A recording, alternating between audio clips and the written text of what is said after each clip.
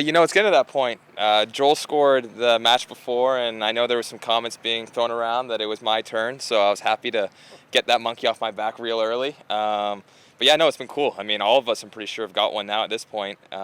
So yeah, you know, I'll be curious to see at the end of the year who comes out on top. But I think assists got to count for something too. And at this point, I think I'm leading the defenders in that. So I'm gonna take that with me. And that was a laser instead of a header.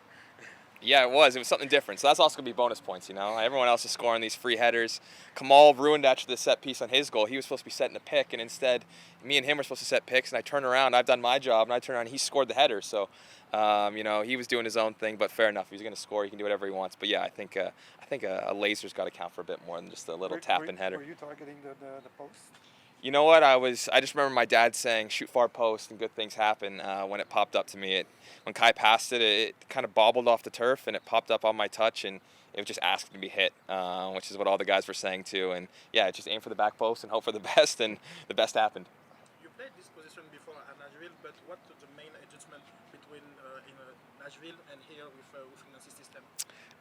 You know, it was a little bit different in Nashville. It's just the fact that how we played, it was very much get down the line and get crosses in. Here it's more, can we come inside, can we combine, and sometimes I'm kind of used as more of a midfielder as well, so there's a bit of some different aspects to it, but you know, at the same time it's not too different. You're still out there. It's a lot of times it's a 1v1. You got to win your battle, and I think me and Lassie both kind of take that challenge in stride, or whoever's out there, Zach, Zorhan. We know that if you want to win this game, especially with how our formation is in a 3-5-2, it generally comes down to the wingbacks winning their battles. Because if you're losing the flanks, you're going to be in a lot of trouble. So, you know, that's something that we kind of take a lot of pride in. So it's not too different. It's a lot of hard work. You got to be on it offensively and defensively. So it's not too different, though. What are the emotions like for you heading back to Nashville? I'm excited. You know, it'll be fun to see the crowd again. I'm excited to see that new stadium. It looks beautiful. They've had some great crowds come out, and you know, it's something that they deserved. That fan base has been great since day one, since the team came into the league, and even before that in their USL days. So I know it's exciting for that whole city, and you know, I'm excited to see it. All 30,000 people out there, and you know, I've already got some tweets sent to me to look out for my my cutout of my head, my big fat head that they got of me. So yeah, it'll be exciting to see all the guys too. But you know, we're there on a business trip, so we want to come out of there with a couple more points and you know, continue to push for that top spot in the East. Are you getting texts from the Nashville players as well? Yeah, I've been getting a lot. You know, I'm still close to a lot of them, especially the guys that I got drafted with, my draft class. So yeah, we talk pretty much after every game. I watch their game, they watch mine. We kind of break them down and discuss some tactics. So I know that they're going to be coming out with a bit of a fiery edge after the result they just had against Houston. I know they had a tough one on the road there. But no, that's something that's in their DNA, is that I know that coaching staff, I know that player group, is that, you know, they go on the road, they have a bad result, they're going to come back, and it's going to be a fiery performance. You know, they're going to be there to you know, get a result. They're not going to look at it as it's a big team that's really strong on you don't lose consecutive games. It's something that I'm not sure they've potentially done in their entire existence in the MLS yet. So I know that's something that they're going to look to try and stop. But you know, we're in a pretty good place as well. How do you analyze their performance at the start of the year? They played like 7 or 8 straight games on the road. Yes. They got out of it pretty well. Yeah, a lot of people looked at that and said, wouldn't you expect Nashville to be a little higher in the table? But I said, you know what, with that travel, especially playing in the Western Conference, how far they're flying from Nashville, people don't realize, I mean, Nashville's Tennessee, which borders North Carolina, which is on the Atlantic Ocean. That is, every one of those flights, that's similar from going to Montreal to Vancouver pretty much for every flight. So just to be able to go out there on the road like they did and pick up points, it just shows what a difficult team they are to break down. That's something we've known. That's their identity. It's been since they came to the league. And obviously they have the attacking talent too. So they're a really dangerous team. I think they're going to be one of the premier teams in the West, like they have been the past couple of years in the Eastern Conference. I think they'll be one of the best teams. And now, you know, to have that homestand, which they're having now, after being on the road for a long time, I know it's given the guys a lot of, you know, energy and excitement to be back and playing in front of the crowd, and obviously in a new stadium too. So yeah, no, they're excited, and they know though it puts a lot of pressure on your home games when you go away on the road, and you know, I know they probably would have liked to pick up more points, but at the same time they managed to go out and get a lot of points. Is that if you're going to get a draw on the road, you then need to come home and get 3 points. It's a big thing, and that's something that we're pushing in our locker room too, is that we got to make Satsaputo a fortress, and it's no different down there in Nashville. Being first in the East, does that mean something, or is it anecdotal for you? You know, For me, I think it's really early still to be looking at the table. I think for us, the most important thing is just building on the performances. The results will come. And, I think it's just been nice to finally start to see the reward for how we've been playing. Obviously, it was a difficult start to the year with results, but at the same time is that we were building, that base for how we wanted to play. And it's just that the results weren't happening at that moment. But now we're kind of seeing, we're bearing the fruit of the labor to a degree. So it's nice to really see that what we're doing is paying off. And the table shows that. It doesn't lie to you. It's exactly what it is. But at the same time, it is really early. We need to keep winning games, and we just want to keep this momentum going. We're in a really good spot right now, picking up points, playing good soccer, and that's the most important thing at this moment in the season. From a defensive standpoint, you guys haven't given up more than a goal in quite a few games in a row. Yeah. But you guys have also contributed a lot offensively. 6 games in a row, right? Yeah, exactly. Wow. But you've also contributed a lot offensively. Can you just talk to me a little bit about that unit right now? Yeah, I think, as I said at the beginning of the year, a lot of comments were being made. I thought this was going to be a better defensive unit than we were, but I said, guys, just look, it takes time. We're all playing a new system, trying to get used to each other, and we're finally getting into stride. I think Breza's been unbelievable these past couple of weeks. He's finding his form as well, and obviously now with Camacho coming back from, he didn't really have a preseason, now to coming in, he looks fully fit and he's firing on all cylinders too. I think we're finding our groove, and we're also showing our depth. Gabriel Corbo stepped in last game, and I thought he was fantastic. No issues. So that just kind of shows the depth we have.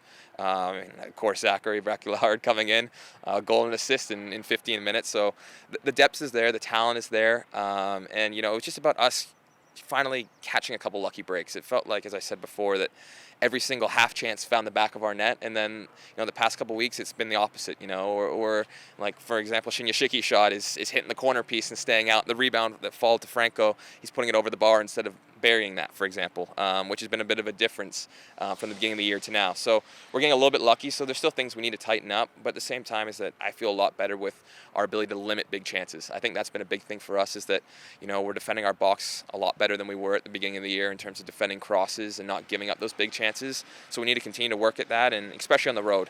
We know we're going to a hostile place in Nashville where we know how they like to play. Me especially, I know how they like to get balls in the box. They got some big bodies, so we got to be really prepared for that, and try and just limit set pieces to the best that we can, and be ready for a fight. I got a really tough question. You're probably Yeah. not going to like it. Why do you have Rudy's number on your flip-flops? This is a great question. Actually, I was looking for my flip-flops after this trip. I thought my cleats got lost and my flip-flops. I said, no way, and I looked, and Rudy was actually wearing them. So this is when I first came here, and I got number 4, and they put AJ4 on them. And then Rudy came back. I gave him back the number, but my flip-flops have still stayed. That's to remind him that what I did, my compassion to give him back his number. Maybe I'll come into the locker room one day and there'll be a Rolex sitting there, but we'll see. We'll see how Rudy gifts me at some point. Can I come back to the goal you scored? Yes. On a serious, more serious maybe topic. It seemed like just when you scored, they had threatened. They had a couple of opportunities, and then it seemed that after that, you were, I don't know if I should use the word control, but you were on top of the game. Yes. You feel? Yes. I think that's the sign of kind of our group. Obviously, going into that second half, we knew that next goal was going to be massive. If they scored and tied it up, and that crowd would have gone right behind them, they were loud all night, but if you give them a reason to cheer, it would have been something, and we really would have been defending our box, trying to survive with a point. So we knew that second goal was going to be massive. I thought we defended our box very well for those first 15 minutes. They had some chances, but again, some crucial blocks. And then, to get that second goal, you can just see that it kind of put, just a level of composure in the group, and everyone was able to just relax a little bit and realize, okay, we're really in the driver's seat here. We can relax. We can play on the ball a little bit more. And you can tell as the clock ticked down, it was just more a very professional performance, I think, those last 20 minutes, where we realized, okay, we're up 2. Let's just be smart.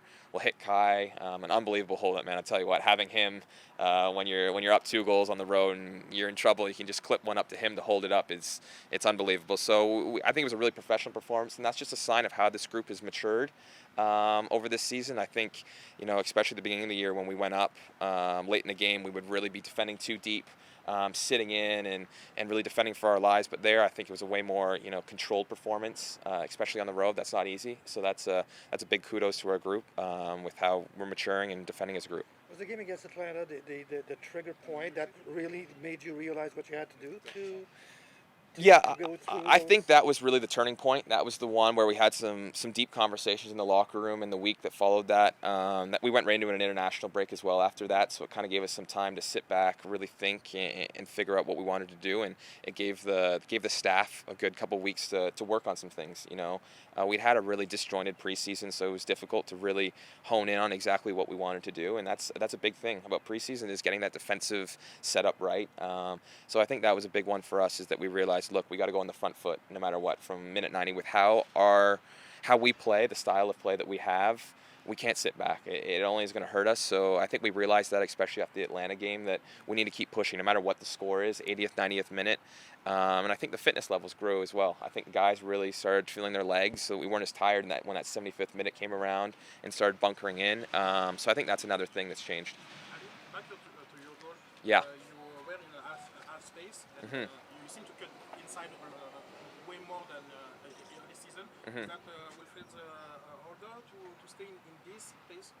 Yeah, you know, for me, how I've been kind of taught to play the position a lot of times is to stay high and wide, really to look for crosses, but at the same time is that he knows that how I want to play, he wants me to come in and combine. So it's about finding that balance and kind of toying with them, seeing what the opposition's giving. Because a lot of time there is, if I start out wide and they're worried about me crossing, the fullback will come flying out, and now it's time to come inside and combine with Torres. And that's when you're playing with a guy like that, Torres, Mihailovic, guys like that who want to come and want to play give and goes, you got to understand that come inside, play with them, and make a movement, and you'll probably get it back. So that's been kind of something that I've been working on too, is finding that half space, finding those pockets, and that's something I'm learning as, you know, a defender first. It's not necessarily as natural, but, you know, it's kind of the next step in my game. Did you think to cross the ball to Kay, the middle run Yeah. after the pass, or you was shoot it? It was, you know what, I had a brief moment when I thought I was going to cross it, and you can actually see in the replay, Kai sprints into the box thinking I'm going to cross, and he talked to me after the game about it.